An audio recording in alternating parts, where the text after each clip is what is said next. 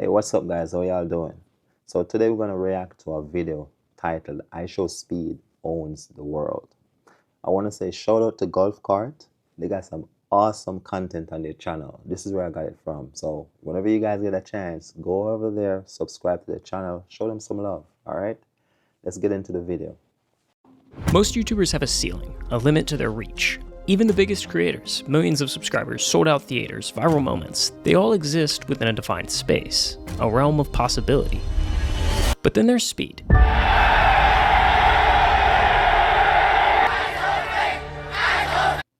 Speed. That's speed for you. Man, listen. And Speed's just living his life. You hear me? Living his life to the fullest. Right? That man be traveling across the world, man. Like, yeah. He's well known over Asia. Yeah. This isn't just influencer fame, this is something else. This is Michael Jackson in the 80s, Beatles in the 60s, the kind of hysteria that doesn't just trend online. Man, you hear that? I agree too. I agree. It's like Michael Jackson's. Man, listen, I'm old enough to remember when Michael Jackson was alive, all right? So I know the impact that he had on people. Still has today, you know what I mean? Because, I mean, he's a great dancer and all of that. Michael Jackson, you know? He's also one of my favorite artists of all time. Michael Jackson, yeah. Like, when I was younger, I used to do, like, moonwalks. I used to literally dress like him, you know what I mean? Have my bucket hats and just doing my moonwalks and stuff. You know, but yeah, it's similar to what Ishowspeed has. The same impact on like a global aspect. Like people just come out to see him. They just want to know that he's in a specific city. They're gonna show up for him. They're gonna show up. Let's get back to the video. And it shuts down entire cities. A YouTube star with 33 million followers has caused absolute chaos on the Gold Coast. Police had to stop traffic and block off streets, and the schoolies flocked to catch a glimpse of Ishowspeed. Now, what if I told you... You hear that? Like police literally have to be out there to stop traffic and block street. So all these people can just move. Man, listen, shout out to Ishowspeed, yo. Shout out to him. all of this, and I mean all of it, really started with just $1.79 and a random kid named Bradley. Oh, for real? The date is March 26th, 2022, and this is Darren Watkins, a 17-year-old kid who's better known online as Ishowspeed. At this point, he's doing pretty well for himself. 6 million subscribers, a loyal fan base, and a reputation for being loud, unpredictable, and completely unfiltered. But in the next 10 seconds, Speed's trajectory is going to change forever. He just doesn't know it yet. I just hope he gets to meet Bradley. You know, that same guy that don't know it to him. You know what I mean? So I hope he gets to meet him and, I don't know, hang out with him, shout him out or something, you know what I mean? Because Golfcart just said if it wasn't for him, you know, probably wouldn't have this magnitude of Ishowspeed right now. You know what I mean? So, yeah. Bradley donated £1.79 through Super Chat. What soccer football team do you... £1.79. Asking what soccer player is your favorite? And Ishowspeed replied, Cristiano Ronaldo. Once you say Cristiano Ronaldo, like his fan base just grew instantly, you know, because Cristiano Ronaldo, like, he's my favorite soccer player for real, you know.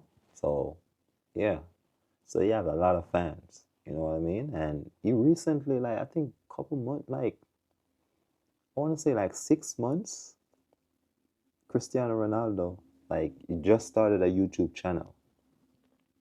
And that man has so many millions subscribers.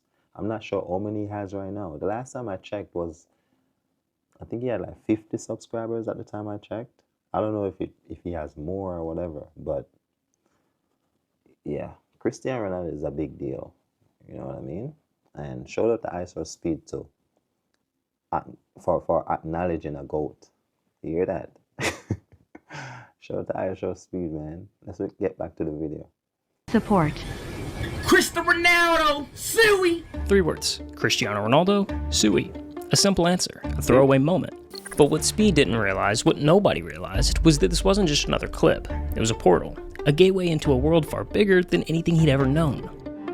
Why? Well, because football. No, not that football, this football. See, most Americans, we live in a bubble, and to us, football means Tom Brady, tailgates, and Super Bowl commercials. But outside of the... Listen, I'm glad that he admitted. He said most Americans live in a bubble when it comes to which is the real football. All right? So when people would ask me, like, do you watch football? And I'm like, not American football. In fact, I don't know nothing about that. You know what I mean? But shout out to those who knows that football. I don't even understand the game. I'm being honest. The American football. You know, I don't know nothing about it. You know, I'm a born and raised Jamaican, so my thing is soccer, what they call soccer. But the real football is football. If you know, you know.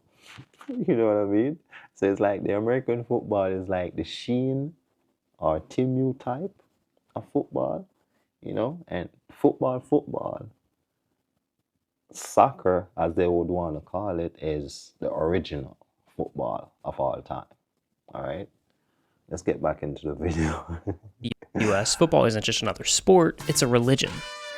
It's woven into the fabric of daily life. It's in the favelas of Brazil, where kids are dribbling barefoot on concrete, dreaming of being the next Neymar. It's in the alleyways of Paris, the packed streets of Lagos. Barefoot on concrete. We do that too in Jamaica.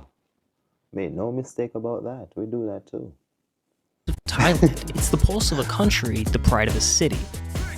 And when that clip escaped the bubble, it hit the internet like a grenade. Reposts, retweets, millions upon millions of views. Overnight, Speed had stumbled into an audience he never even knew existed.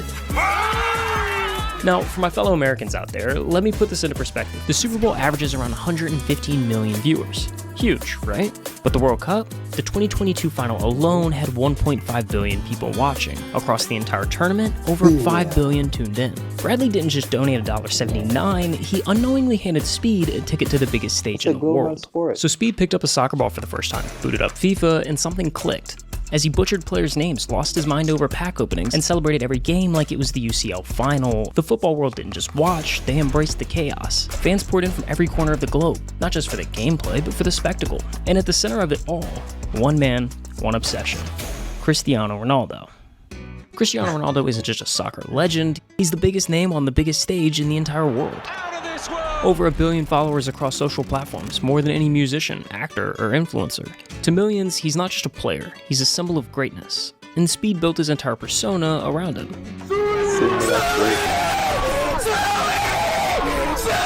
At first it was just clips.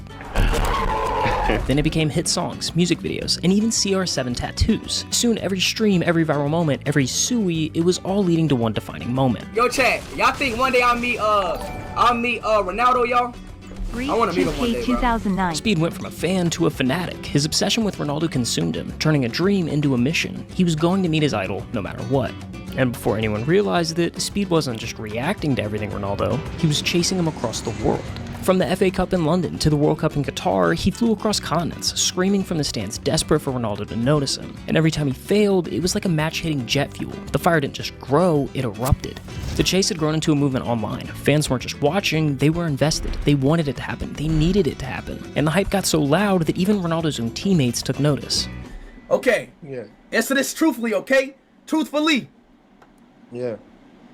Does Ronaldo know me? Yeah. This pursuit really pulled Speed out from behind the desk and removed him from the same video game-focused path that most streamers follow. As he hopped from country to country, from training sessions to sold-out stadiums, this IRL format unlocked his full potential. Hey, Speed crazy, man. He's a character. Speed, I show Speed. He's a character, man. Like he's just free spirited, like energetic. Like he's different. He's different, man. Shout out to Golfcart, man. This is an awesome content. Let's get back into the His video. chaotic energy wasn't just entertaining, it was electric. With 17 million subscribers now rallying behind him, the chase wasn't just a dream anymore, it was destiny. Following a 3-0 win over Bosnia, a stadium of Portugal fans buzzing with energy, and deep in a parking garage after months of chasing, screaming, Speed's dream finally became reality. But along the way, Speed started to notice something. Ronaldo. He had fans back home, sure, but here, and the rest of the world, it was different. The energy, the crowds, the sheer scale of people showing up for him, it was unreal. So what did he do? Well, he basically started a global tour. Japan, the UK, India, Brazil, each destination was different, but the effect was the same. One day he was playing cricket in India, the next he was screaming Sui at the Ballon d'Or. He was embracing local culture, standing face to face with his audience, country by country, city by city. He wasn't just passing through, he was leaving behind entire waves of diehard fans. You get money because you look cute. At first, it seemed like a traveling circus. Wherever Speed went, people gathered, drawn in by the sheer unpredictability of Speed's stream. They just wanted to watch, to see the chaos unfold in real time, to witness whatever unpredictable thing that he would do next. Was there a moment when you were just starting out where you're like, oh wow, like my streams feel different now? It's not just me like in Ohio or traveling to a few locations, it's like feels bigger than before? I think when I did my first Euro tour.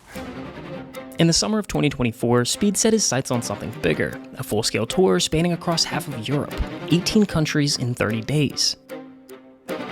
From trying a doner kebab in Germany to meeting the Prime Minister of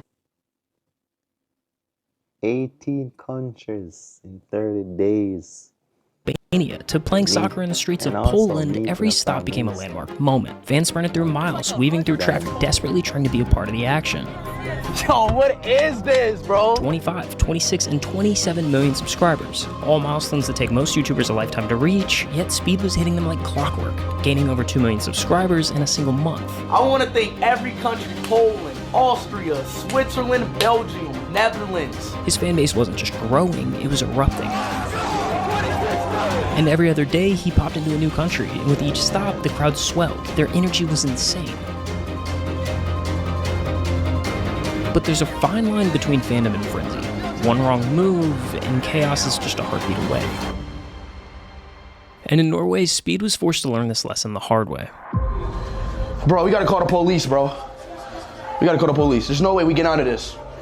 In Norway, a crowd grew so fast that it took just 9 minutes and 6 seconds to swallow Speed and his team whole, trapping them inside of a souvenir shop. And with nowhere to go, no security strong enough to stop the swarm, the only way out was to force through it. But Norway wasn't an anomaly, it was just a more extreme version of something that had been happening across Europe. Everywhere Speed went, fans didn't just want to see him, they wanted a piece of him. They lunged at him, clawing for anything they could grab. His hat, his shoes, even his hair. It wasn't just excitement, it was desperation. A chance to touch internet royalty, to leave with a souvenir proving they'd been there, that they had met Speed. Cities weren't prepared. I'm not gonna lie though, like, I mean, one day I would like to become like real famous, you know, well known, you know what I mean? But I don't know. Looking at this, it's just kind of scary. Like, people really are out there, like, fanatic. Like, they're not just a fan, a fanatic. They love you, but at the same time, it's like they can't control their emotions. They may react to you in a certain way, but not thinking that they're hurting you. You know what I mean? So let's get back into the video, man. Security wasn't enough. In Speed, he was in the middle of it, trying to navigate the madness as the walls of people closed in around him. Move out the way! Stop banging! You like the Beatles. You like my... Y'all see that? Some dude just jump on. This is what I'm saying. They may love you. they may love you, but the thing is like their reaction towards you, they're not thinking that they may hurt you. You know, so it's just it's like in a compulsive state. They just go like they're just so excited. They just want to see you. They want to touch you. Man, I don't know if I can. I don't know, but let's get back to the video. Before I get back to the video, once again, shout out to Golfcart. This is an awesome content, and you guys should go ahead and check out the rest of the videos on the channel. All right, awesome content. Shout out to Golfcart. Jackson, when you go, like when I see these NBA players go and they go to Indonesia and they go to Asia, and how the crowd just thousands, hundreds and hundreds of thousands of people, you get that kind of reception. No, for real. Yeah. Yeah, that's how Speed's next move was calculated, a tour across Southeast Asia. And it was smart for one reason. You see, most American A-listers don't even think about Southeast Asia. When they go international, it's the usual circuit: London, Paris, Tokyo, maybe Australia if they're feeling generous. This really ties back into the bubble that I mentioned earlier. If you live in LA, New York, or just about any major US city, seeing a celebrity on the street isn't that big of a deal. Even just catching a concert is just a short drive away. But in Southeast Asia, that kind of access is almost non-existent, which for Speed meant the anticipation was at an all-time high. And almost instantly, he was greeted with this.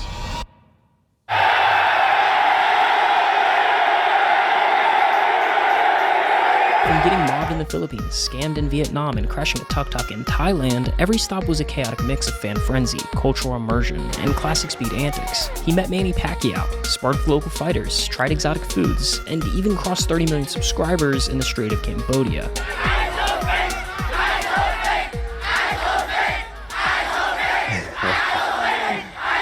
Look at that, man. Proud. But the record books were broken in Indonesia. During his live stream from Jakarta, Speed achieved something no English-speaking streamer had ever done before. He surpassed 1 million concurrent viewers, 1 million people all watching live.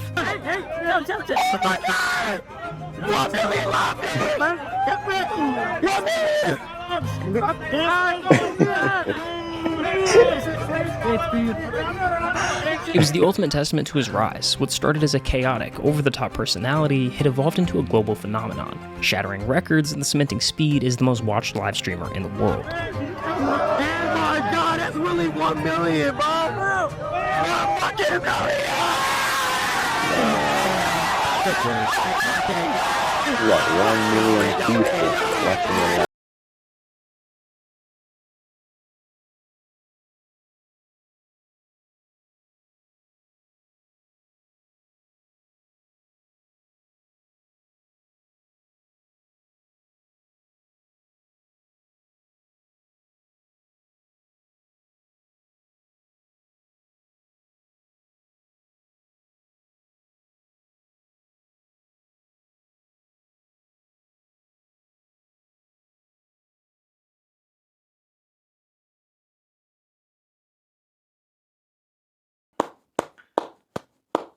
Shout out to Ishowspeed, man. Shout out to Ishowspeed.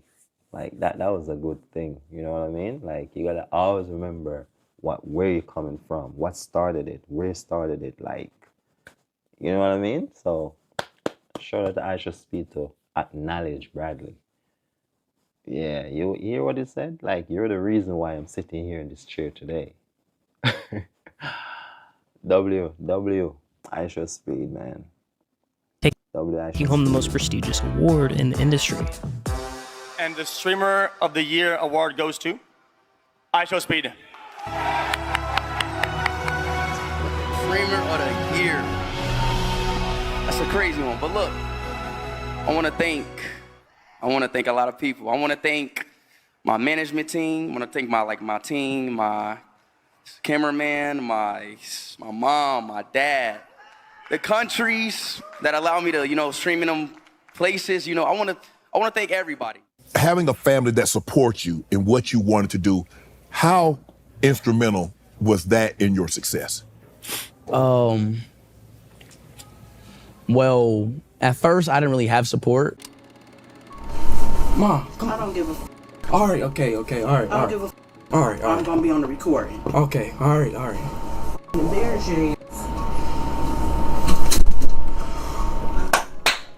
Shit, come on, turn me up. Shut the hell up. Mom, come on. What's she always doing? I'm not in the mood right now, man. I'm not in the mood. I'm not in the mood right now, man.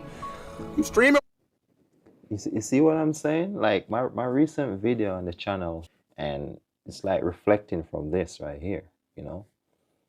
So what I was saying in the video is that the recent video on my channel, by the way, is titled "It Took Me 30 Years to Realize what I'll tell you in 8 minutes."